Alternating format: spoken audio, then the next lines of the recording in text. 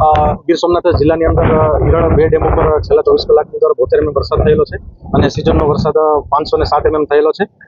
Hiran 2 dam હાલ અત્યારે 75% storage સંગ્રહ થયેલો છે અને 4340 ક્યુસેક જેટલો પાણીનો પ્રવાહ ડેમની અંદર આવી રહ્યો છે અને ડેમમાં પાણીની ઊંડાઈ 7.5 મીટરની છે.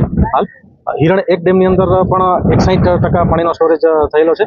તેમાં છેલ્લા 24 કલાકની અંદર 53 mm વરસાદ થયેલો છે અને સિઝનનો 707 mm કુલ વરસાદ થયેલો છે અને એમાં પાણીની ઊંડાઈ 8.83 મીટરની ઊંડાઈ છે હિરણ 1 ડેમની અંદર. અને જિલ્લાના અન્ય ડેમ જેમ કે સિંગોડા ડેમની અંદર 79% પાણીનો સંગ્રહ થયેલો છે, જેમાં એક દરવાજો 1 ફૂટ ખોલવામાં આવેલો છે, જેમાં 1067 ક્યુસેક પાણીનો પ્રવાહ છોડવામાં આવ્યો છે નદીમાં.